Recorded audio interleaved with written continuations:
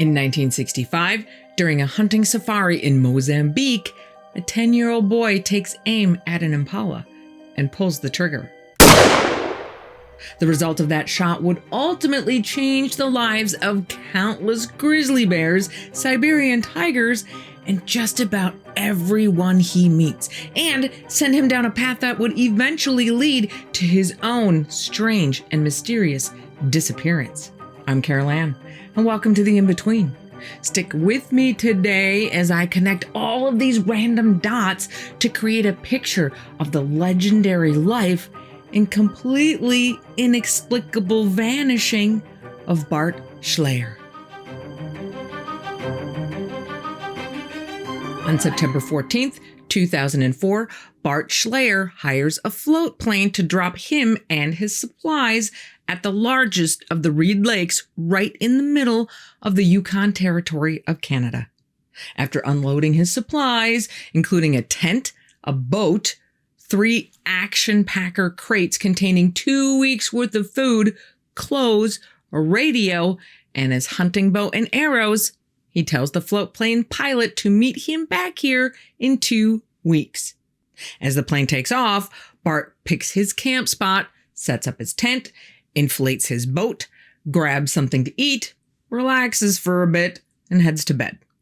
The next day, he gathers a few things into a dry bag, throws the dry bag into the boat, takes the boat a ways down shore on the lake, picks a nice spot that seems pretty perfect for calling in some moose, which is what he's there to hunt, sets his dry bag on the ground for a cushion, props his bow and arrows up on the tree next to him, sits down, and waits.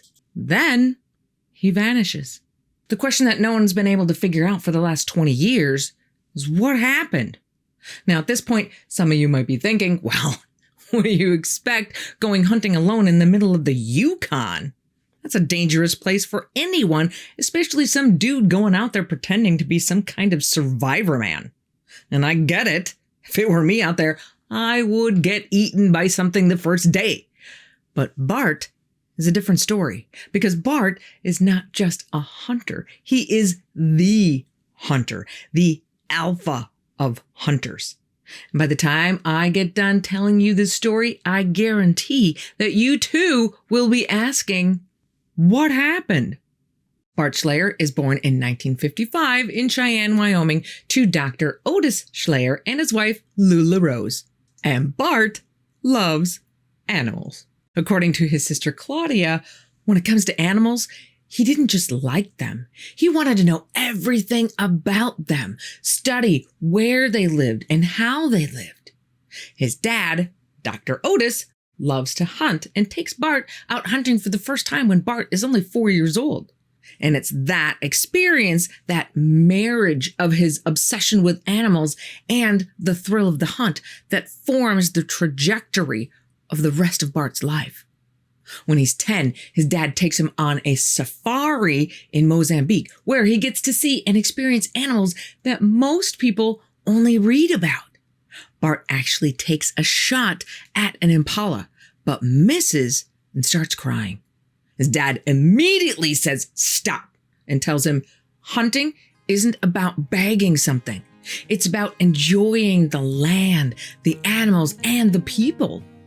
And in that instant, that thought sets the standard by which his love for animals, his love for hunting, and how he would live his life would forever be judged. Bart goes on 2 more African safaris where he shoots impala, gazelles, sables, ibex, wildebeests, warthogs, and lions. Shortly after his return from his last safari at age 17, Bart is introduced to his sister's new boyfriend, a guy named Jim Downey. Jim is a hunter too, and the 2 boys become as thick as thieves. Jim introduces Bart to the art of bow hunting, and Bart never hunts with a gun again. Lucky for Bart, Claudia marries Jim, permanent hunting partner. And it's not just animals that Bart immerses himself in. He's the kind of guy who puts everything into anything he does. 0 or 100. There's nothing in between. In high school, he's on the wrestling team. He goes to state twice, winning once and coming in second the other time. He graduates high school with academic honors and gets a scholarship to college. After 2 years at Sheridan College as an art student, because he has a talent for art too, he transfers to Montana State University, where he receives his master's degree in wildlife biology in 1979. One of the undergraduate classes he takes is called Man and the Environment, taught for more than 20 years by Dr. Don Collins, who says, out of the 42,000 students who took that class, Bart was a standout. He was knowledgeable in everything wild, from animals and birds to flowers, trees, and shrubs.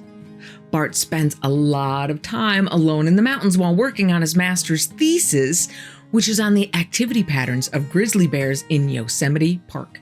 And to get the data that he needs, Bart captures the bears and then puts telemetry radio collars on them to monitor where they go and what they do. It's around this time that Bart meets a guy named Paul Schaefer, who not only becomes one of his best friends and hunting partners, but also teaches him how to make his own bows and arrows. What doesn't this guy do?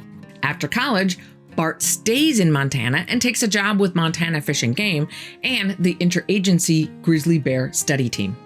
The team's job is to determine the reactions of grizzly bears after encountering a human, as well as figuring out their habitat requirements and their birth and death rates, as well as any other information they can collect.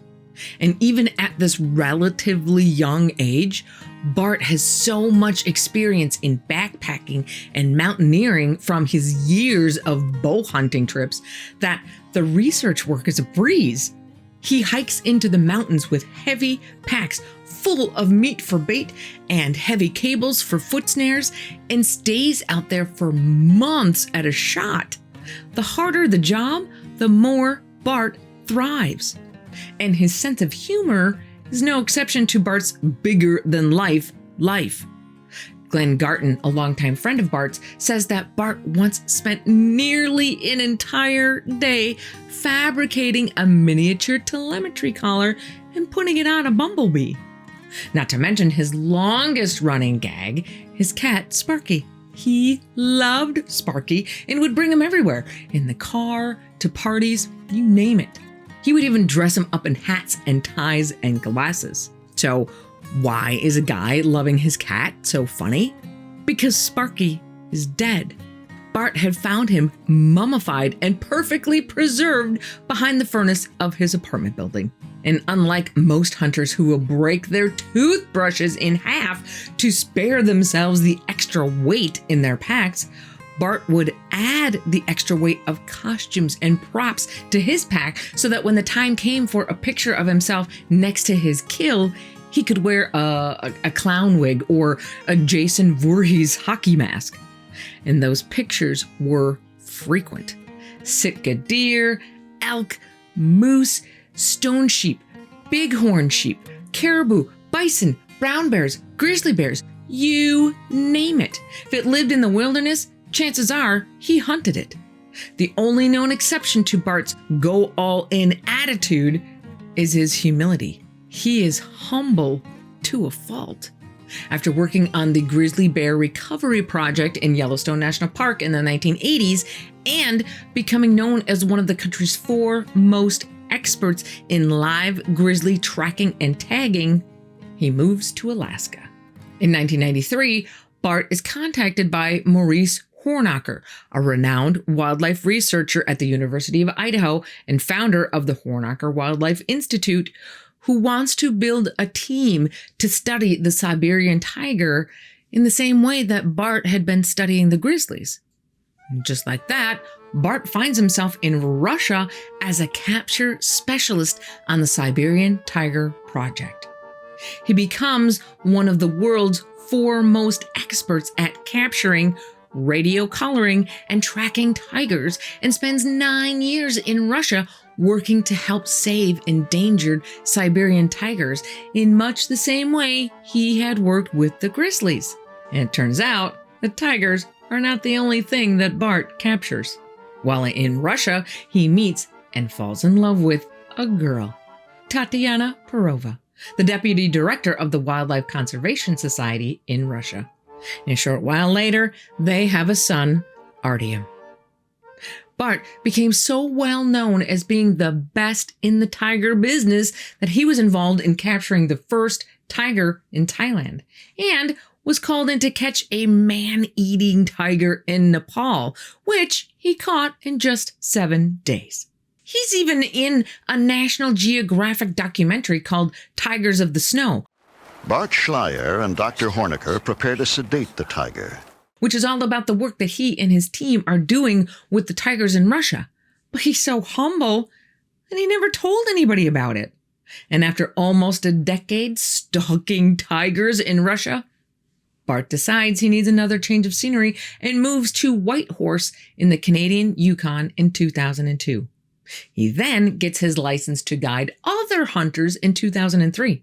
And he's so good at that job that on his very first guiding trip, he leads his client to a large bear that his client is able to take down. It is noted that the hide of the bear squared 10 feet 6 inches.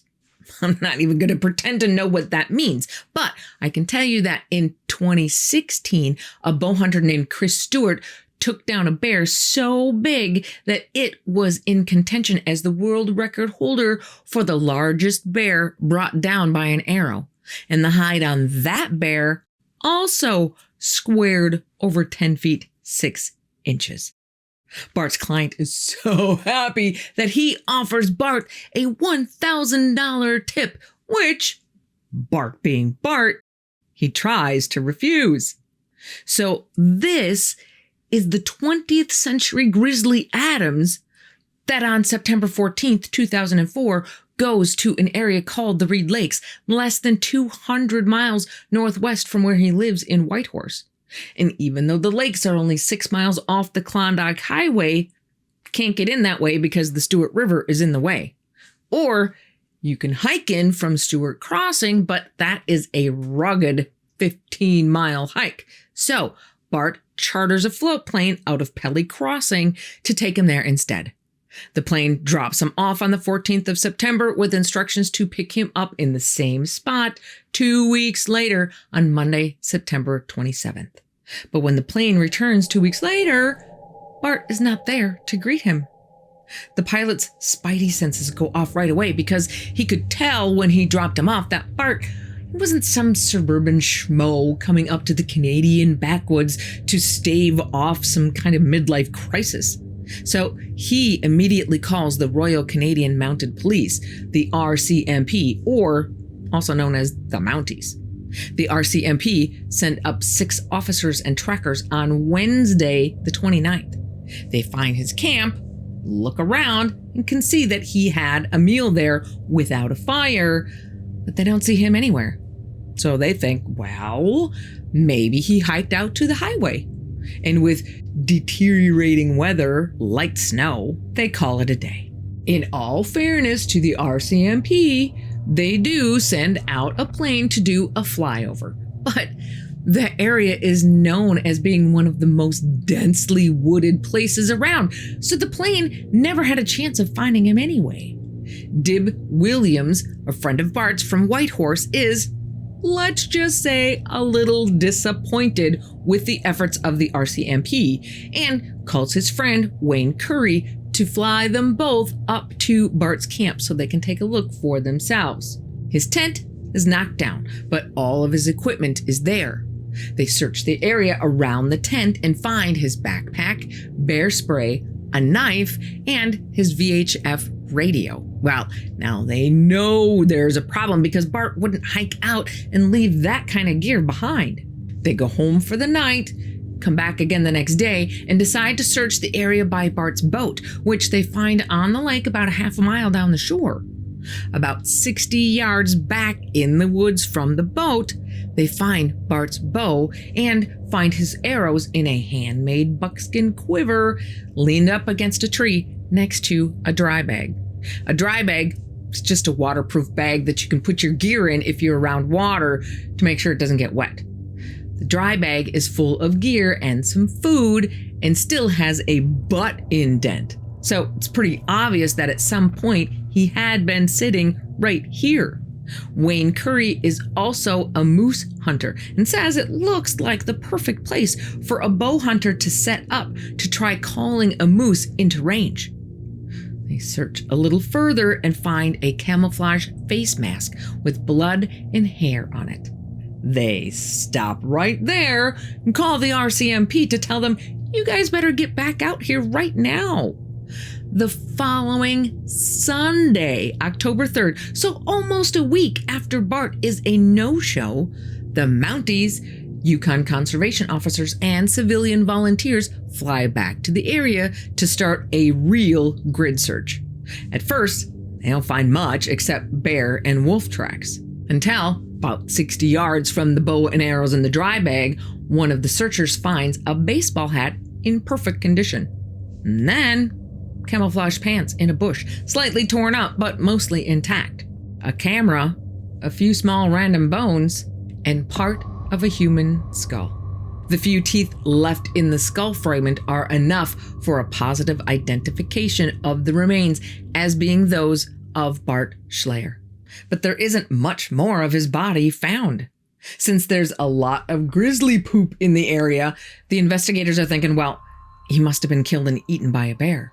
Makes sense, considering where he's hunting. But the scene investigators are looking at just doesn't seem to fit that ready-made theory. Typical bear attacks usually go more like the attack just a year earlier in southern Alaska on a man named Timothy Treadwell and his girlfriend Amy Huguenard. Treadwell had a fixation on getting up close and personal with grizzly bears and thought of himself as kind of a bear whisperer. But apparently, he got a little too close, and he and Amy were both mauled and eaten alive. When bears attack, they go for the head, and when their prey is down, they just start eating, whether the prey is dead or not. In the Timothy Treadwell attack, he and Amy had been documenting their adventures on videotape.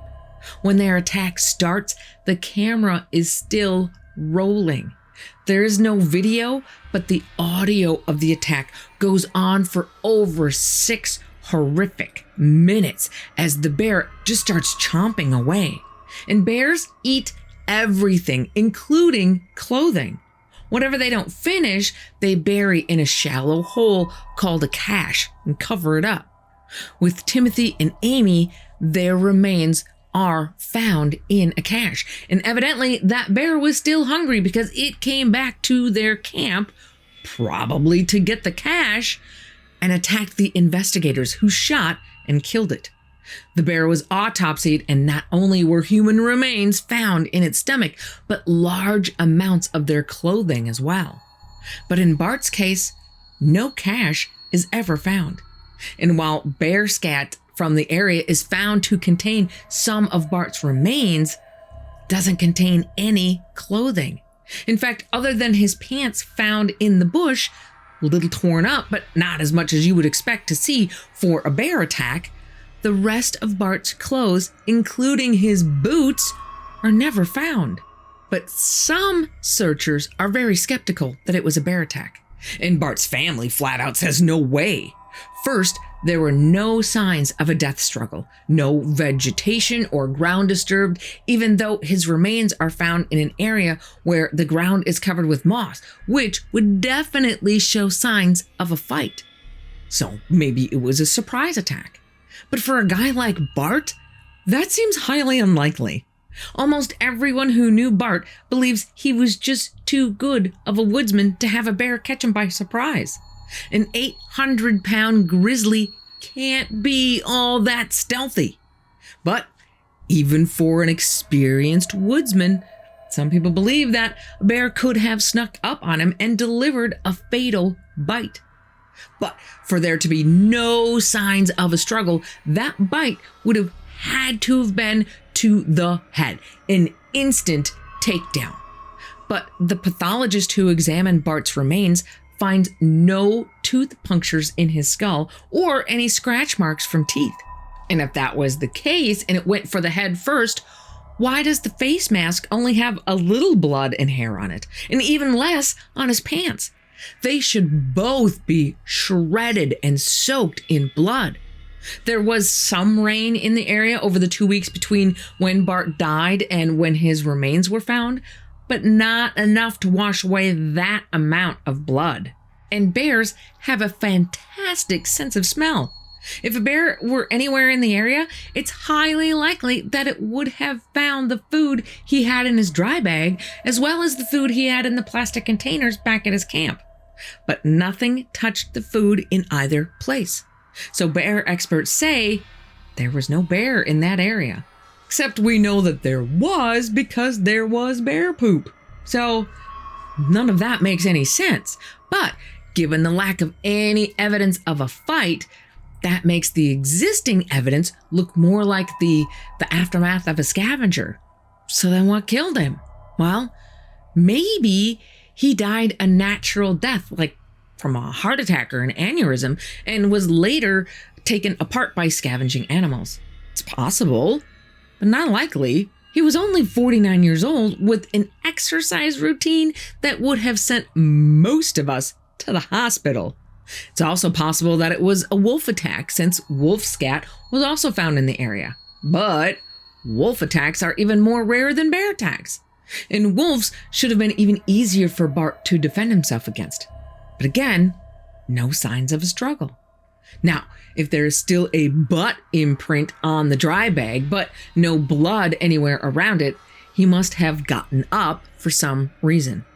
And if he left his bow and arrows by the tree, he must not have felt like he was in any danger.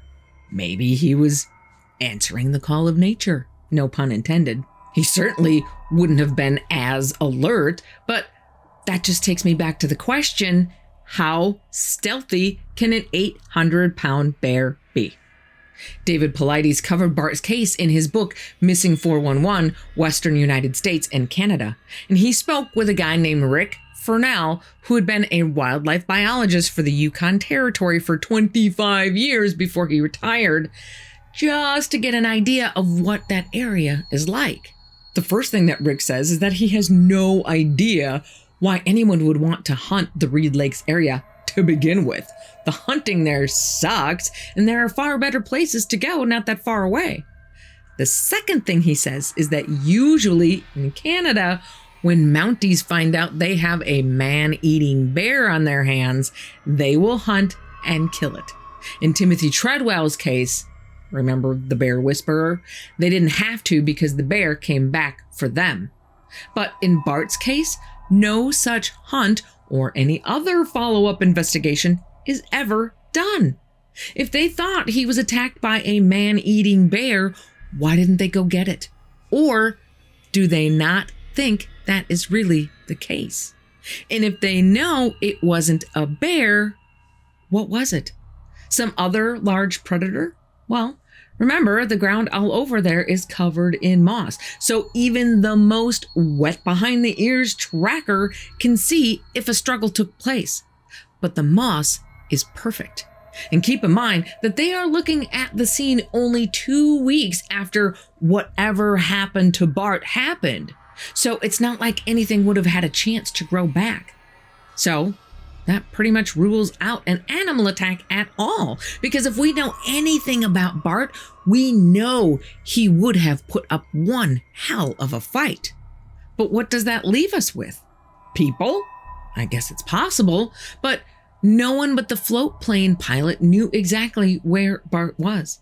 And even if they did, they would have to either cross a 600-foot wide river from the highway or hike 15 rugged miles from Stewart Crossing. That's a pretty tough slog just to stir up some trouble. Maybe there's another hunter in the area who didn't like Bart's intrusion on his territory. Possible. But with the vastness of the wilderness and the fact that locals all pretty much knew the Reed Lakes were no good for hunting or fishing, the chances of Bart landing on top of another hunter are pretty slim. And in this case, even the supernatural explanations don't go very far. Maybe the moose calls that Bart is most likely using to bring a moose into his area brought in something a little bigger, human-like, 8 to 10 feet tall, hairy all over. And we've heard stories of Bigfoot moving along in total stealth mode. Maybe a Bigfoot follows the moose calls to Bart, figures out he's been punked, and takes his anger out on Bart. But it's pretty rare to hear a story of a Bigfoot attacking for anything less than an action that it perceives as life-threatening. It may get angry, may get vocal, but they still usually keep their distance. Dogman? Not likely. All the stories I've ever heard about Dogman attacks is that they're pretty messy. And we can't even fall back on my own paranormal explanation of choice at the moment for some of these missing persons cases, the portal. Because Bart didn't just disappear. There are remains found on the ground, and we know that various scavengers consumed at least part of his body. So he was there. But it's like something just plucked him up off the ground, killed him, ate him, and then gently set their leftovers back down again. So what happened to Bart in that quiet corner of the Yukon territory? We will probably never know.